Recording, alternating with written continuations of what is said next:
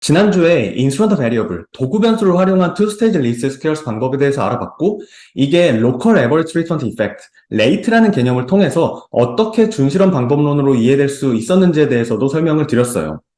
이 레이트라는 개념은 이런 도구 변수를 포텐셜 아웃컴 프레임워크에 통합하는 결정적인 역할을 했고, 이게 바로 2021년 노벨 경제학상의 핵심 컨트리뷰션 중에 하나였다는 점에 대해서도 언급을 드렸는데, 사실 이걸 달리 생각해 본다면 포텐셜 아웃컴 프레임워크와 관계없이도 이 도구 변수는 독자적으로 많이 활용되어 왔다라는 의미이기도 할 텐데, 그래서 이번 주에는 이 도구 변수를 포텐셜 아웃컴 프레임워크가 아닌 다른 관점에서 활용할 수 있는 셀렉션 바이어스 커렉션 메소드에 대해서 한번 알아보도록 하겠습니다.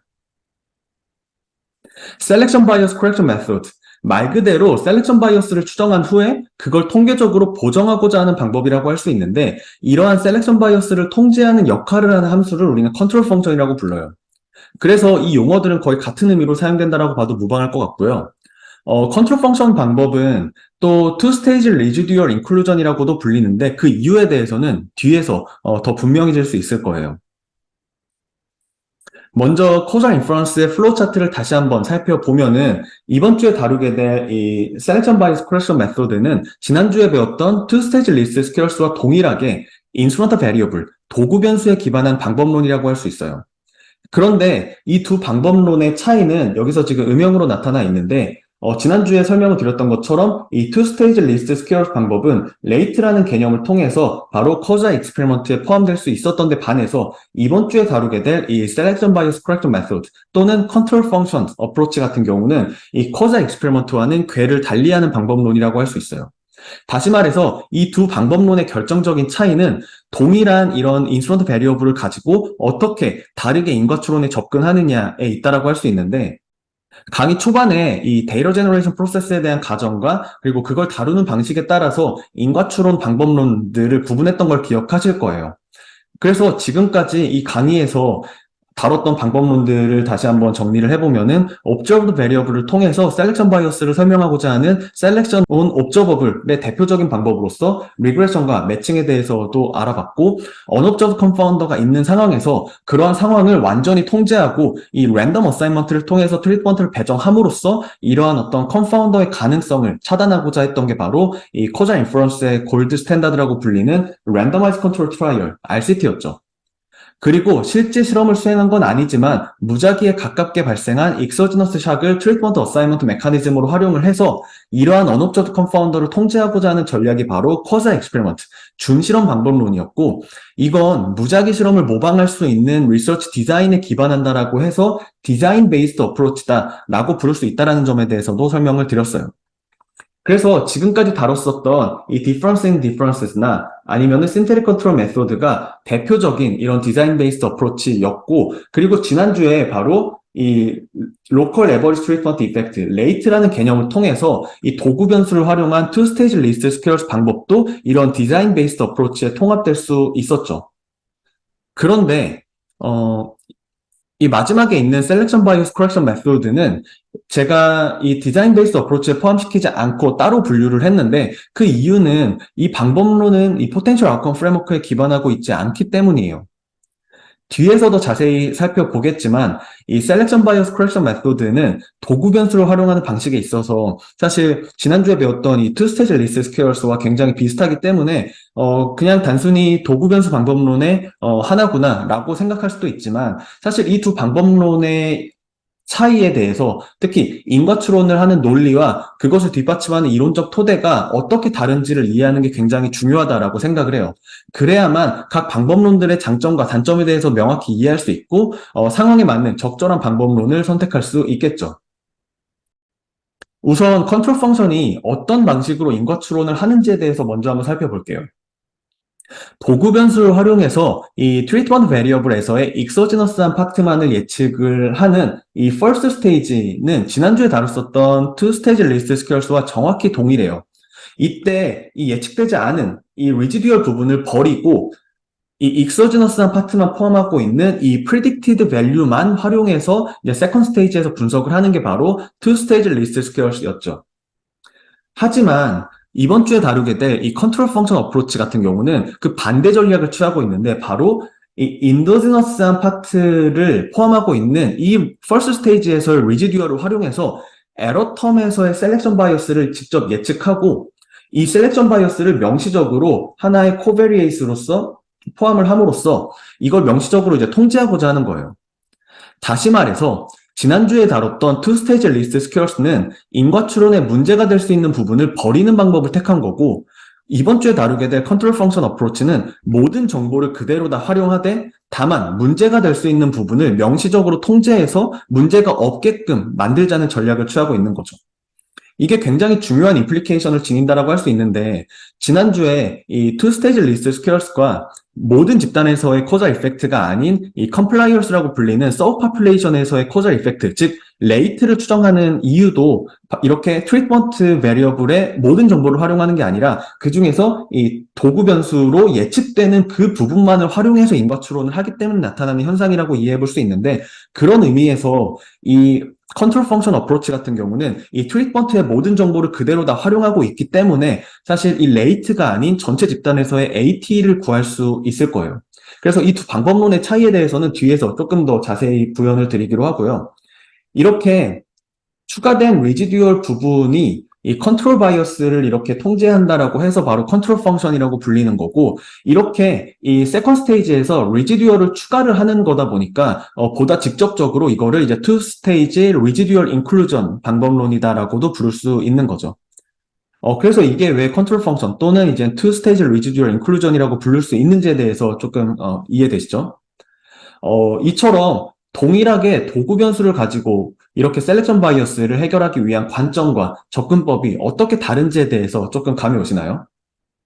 하지만 간과해서는 안 되는 점은 지난주에 다뤘던 투 스테이지 리스트 스퀘어스나 이번 주에 다루게 될 이런 컨트롤 펑션 어프로치 또는 뭐 셀렉션 바이어스 커렉션 메소드 또는 투 스테이지 리지듀얼 인클루전 이 방법론들은 공통적으로 이 모두 인스트런트 베리어블, 도구 변수에 기반하고 있다는 점이고 그렇기 때문에 아이덴티피케이션은 전적으로 도구 변수의 적절성에 의해서 결정된다라고 할 수 있어요. 이걸 수식으로 이해를 해보면은 먼저 first stage는 앞서 살펴본 two stage list squares와 정확히 동일해요. 그래서 도구 변수인 z를 통해서 이제 트리트먼트인 x를 지금 예측하는 게 first stage였죠. 그리고 이제 도구 변수의 조건이 모두 만족한다라는 가정 하에서 이 도구 변수는 익소지너스한 부분만을 이렇게 예측을 할 거고 예측되지 않은 이 리지듀얼 V는 인더지너스한 부분만을 포함하고 있겠죠. 근데 여기서 내생성 문제는 independent variable, 그러니까 트리트먼트 베리어블인 X와 에러텀 U 간의 코릴레이션이었잖아요. 그럼 이 independent variable에서 인더지너스한 부분인 V를 에러텀에서 인더지너스한 부분을 별도로 예측할 수 있겠죠. 그래서 지금 여기 row V가 원래 에러텀 U에서 인더지너스하다라고 예측된 부분이라고 할 수 있고 그 나머지 여기 E가 지금 예측되지 않은 리지듀얼이 될 거예요. 그래서 그걸 도식화하면 지금 오른쪽 그림에서 볼 수 있는 것처럼 도구 변수에 인해서 예측되지 않은 이 부분이 이 residual V이고 이걸 통해서 원래 에러텀인 U를 예측한 다음에 그렇게 예측된 부분이 바로 row V라고 할 수 있는 거예요. 그래서 이게 바로 셀렉션 바이어스를 야기하는 부분이니까 이 셀렉션 바이어스를 이렇게 예측하고 이걸 세컨 스테이지에서 명시적으로 통제함으로써 그 문제가 발생하지 않도록 할 수 있는 거겠죠. 결국 세컨 스테이지에서는 이 오리지널 트리트먼트 베리어블 X를 그대로 활용하고 있어요. 여기서는 그 투 스테이지 리스트 스퀘어스처럼 X 햇을 활용하고 있는 게 아니라 오리지널 트리트먼트 베리어블 X를 그대로 활용하고 있는 게 중요한 포인트고 또 여기에 이 퍼스트 스테이지 에스티메이션에서의 이 리지듀얼 V를 지금 추가적인 코베리에이스로 지금 고려하고 있는 거예요.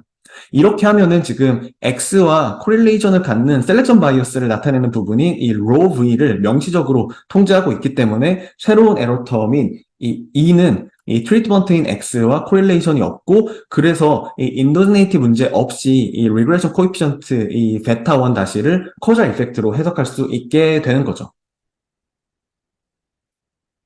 여기서 중요하게 짚고 넘어갈 부분이 있는데 첫 번째는 이 투 스테이지 리스트 스퀘어스와는 달리 이 퍼스트 스테이지 이외에도 이 셀렉션 바이어스를 설명하고자 하는 부분에서 U와 V의 관계에 대한 펑셔널 폼에 대한 가정이 추가적으로 필요해요. 여기서도 보면은 지금 이 first stage에서의 residual V와 지금 오리지널 이퀘이션에서의 residual인 U의 관계가 리니어하다라는 지금 가정을 지금 깔고 있는 거죠. 이렇게 추가적인 가정이 많으면 많을수록 사실 조금 더 결과가 이제 센시티브해진다고 볼 수 있고, 특히나 이렇게 검증하기 어려운 펑셔널 폼이나 어떤 스태티스컬 모델에 대한 가정을 더 많이 하고 거기에 더 많이 의존을 하게 되면은 이거는 분명히 어떤 한계점으로 작용할 수 있을 거예요. 두 번째는 이렇게 리지듀얼을 추가적으로 코베리에이스로 추가하면은 그에 따른 이제 리그레션 코에피션트까지 이제 계산을 할 수 있어요. 바로 여기서 이제 로가 이제 그거를 뜻하는데, 이런 코에피션트가 의미하는 바에 대해서도 우리는 여기서 충분히 이해해 볼 수 있겠죠. 그래서 여기서 나타나 있는 것처럼 이 로가 의미하는 거는 바로 이 V로 U를 예측한 코에피션트이기 때문에 이 U와 V의 코릴레이션이에요. 다시 말해서 여기서 이 나타나는 로는 이 아웃컴 베리어블과 그리고 트리트먼트 베리어블을 설명하는 언옵저브드 팩터 간의 코릴레이션과 비례한다라고 우리는 해석해 볼 수 있어요. 그래서 이를 통해서 셀렉션 바이어스의 어떤 속성에 대해서 보다 명시적으로 우리는 확인을 해볼 수가 있고 또 해석을 해볼 수가 있는 거겠죠. 또 세 번째는 여기서 지금 이 covariance between X and E는 이 도구 변수 G와 새로운 E 간의 covariance에 의해서 결정이 될 텐데, 만약에 도구 변수가 이 트리트먼트 베리어블에 대해서 완전하게 익서지너스 하다면은 이거는 0이 될 거기 때문에 문제가 없겠지만, 뭐 경우에 따라서 이 도구 변수가 만약에 이 트리트먼트 베리어블과 조금은 인도지너스 할 수도 있을 텐데, 그러면은 이 G와 V가 코릴레이션이 존재할 수 있고, 이러면은 이제 코베리언스 G와 E는 이제 0이 안 될 수 있지만, 사실 큰 문제는 안 될 수 있는 게 이 리그레션 파트에서 우리가 이미 설명을 했던 것처럼 이미 지금 여기서 V를 지금 이렇게 통제 변수로서 통제를 하고 있기 때문에 이렇게 conditional on V 상태에서는 이러한 어떤 코베리언스가 0이 될 수 있기 때문에 인도지네이티 문제를 해결하는데 전혀 문제가 없다라는 점에 대해서도 한번 살펴볼 수 있을 것 같고요. 마지막으로 만약 이런 컨트롤 펑션을 구할 때 도구 변수를 사용하지 않는다면 어떨까요? 즉 여기서 지금 알파 1이 0인 상황을 한번 생각을 해볼게요. 그러니까 도구 변수가 역할을 못하거나 혹은 도구 변수를 아예 사용하지 않는 경우라고 볼 수 있겠죠. 그러면 지금 X와 V는 완벽히 이제 퍼펙트 콜 리니어해지기 때문에 사실 동시에 추정될 수가 없다라는 것도 여기서 쉽게 확인할 수 있죠. 이 오리지널 이퀘이션에 포함된 코베리에이트를 퍼스트 스테이지에 모두 고려한다라고 해도 이런 퍼펙트 콜리니어리티 문제는 그대로 발생을 하는데, 결국 이러한 컨트롤 펑션 어프로치를 적용하기 위해서는 바로 이 오리지널 이퀘이션에 포함되지 않은 이 도구 변수를 활용하는 것이 반드시 필요하다라는 거를 여기서 다시 한번 확인해 볼 수 있지 않을까 생각을 합니다. 아마 도구 변수 분석과 투 스테이지 리스트 스퀘어스가 동의어라고 생각하셨던 분들도 많이 계셨을 거라고 생각을 하는데, 이번 시간을 통해서 이 도구 변수를 분석하는 또 다른 방법으로서 이 컨트롤 펑션 어프로치 또는 셀렉션 바이어스 커렉션 메소드도 있다라는 거를 꼭 알아두셨으면 좋겠어요. 왜냐하면 이 컨트롤 펑션 어프로치는 이 투 스테이지 리스트 스퀘어스가 하지 못하는 역할을 할 수도 있고, 또 이 방법의 한계를 극복할 수 있는 어떤 장점들이 있기 때문에 경우에 따라서는 굉장히 유용할 수 있어요. 그런 의미에서 이 두 방법론들의 이 장점과 단점을 한번 정리를 해보면은, 지난주에 설명드린 대로 이 투 스테이지 리스트 스퀘어스는 로컬 에버리지 트리트먼트 이펙트, 레이트라는 개념을 통해서 포텐셜 아웃컴 프레임워크에 통합될 수 있었어요. 이게 굉장히 중요한 의미를 갖는다라고 할 수 있는 게, 레이트 개념을 통해서 도구 변수의 추정 결과를 다른 방법론들인 랜더마이즈 컨트롤 트라이얼이나 아니면 쿼자 익스페리먼트 방법론들과 동일선상에서 해석할 수 있게 됐다는 점이고, 그럼으로써 우리는 도구 변수를 통해서 보다 투명하고 신뢰성 있는 인과 추론을 할 수 있게 됐다는 점이죠. 또 이 포텐셜 아웃컴 프레임워크에 기반을 해서 우리가 인과 추론을 위해 필요한 아이덴티피케이션 어썸션에 대해서 보다 명확하고 보다 쉽게 커뮤니케이션이 가능하고 또 검증 가능해졌다라는 게 레이트에 기반한 이 투 스테이지 리스트 스퀘어스 분석의 장점이라고 할 수 있어요. 하지만 이러한 분석의 한계점도 명확한 게, 이 레이트 분석은 모든 파퓰레이션에서의 인과적인 효과를 추론하는 게 아니라 그 컴플라이어스라고 불리는 특정 서브 파퓰레이션 내에서의 로컬 코잘 이펙트밖에 구할 수 없다는 점이 분명한 한계겠죠. 그나마 지난주에 살펴봤던 것처럼 이 도구 변수나 그리고 트리트먼트 베리어블이 바이너리인 경우에는 이 컴플라이언스가 어떤 집단을 나타내는지에 대해서 비교적 쉽게 이해하고 해석해 볼 수 있었지만 사실 많은 경우에 여러 개의 도구 변수를 활용할 때도 많고 또 이 바이너리 베리어블이 아니라 컨티뉴어스 베리어블을 도구 변수로 이제 활용하는 경우도 많은데 이렇게 멀티플 인스턴트 베리어블이나 아니면 컨티뉴어스 인스턴트 베리어블을 활용하게 되면 그것에 유도되는 트리트먼트를 받은 집단인 컴플라이어스를 정의하는 게 굉장히 모호해질 거예요.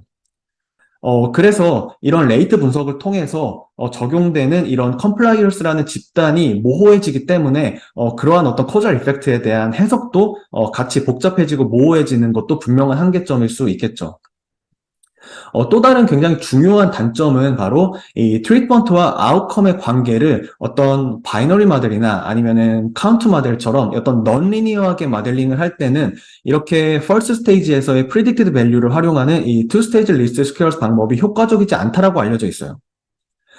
그리고 또 중요한 부분은 이러한 two-stage list squares는 굉장히 다양한 형태의 바이어스 이슈를 다루기 위해서 이렇게 모델을 확장하기 어렵고, 그래서 그거를 이제 극복할 수 있는 방법이 바로 컨트롤 펑션이라고 할 수 있어요.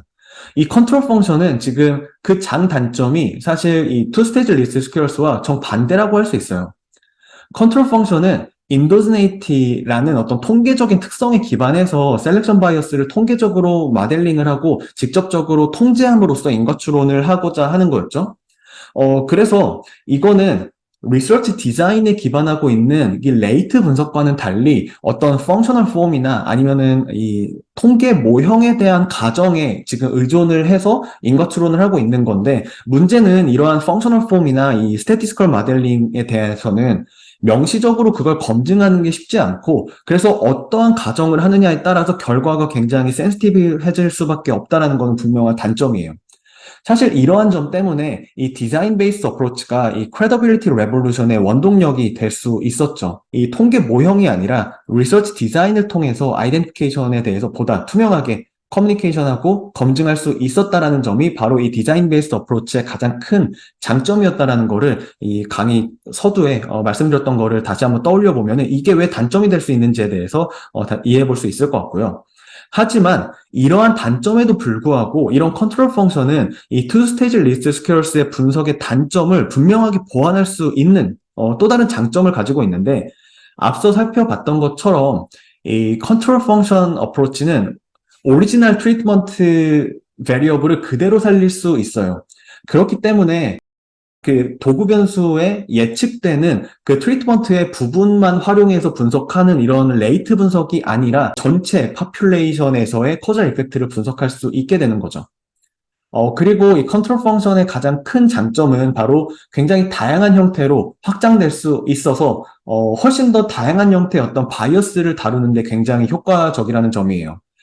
이 부분은 뒤에서 제가 연구 사례를 더 소개를 드리면은 더 와닿으실 거고, 또, 이 컨트롤 펑션의 스페셜 케이스 중에 하나인 헤크만 셀렉션 모델에 대해서 설명을 하면은 이게 어떻게 다양한 형태의 바이어스를 다룰 수 있는지에 대해서 좀 더 이해할 수 있지 않을까 싶고요. 정리해보면은, 만약 이 모노토니시티 어썸션을 만족할 수 있고 또 도구 변수와 이 독립 변수를 리니어 모델로 모델링을 할 수 있는 경우에는 이 투 스테이지 리스트 스퀘어스가 더 적절하다라고 생각을 해요. 왜냐하면은 이 포텐셜 아웃컴 프레임워크가 인과 추론에 대한 어떤 표준적인 이론적 기반으로 자리 잡아가고 있는 상황에서 이에 기반해서 인과 추론을 하는 거는 분명히 큰 강점이 있을 수 있겠죠.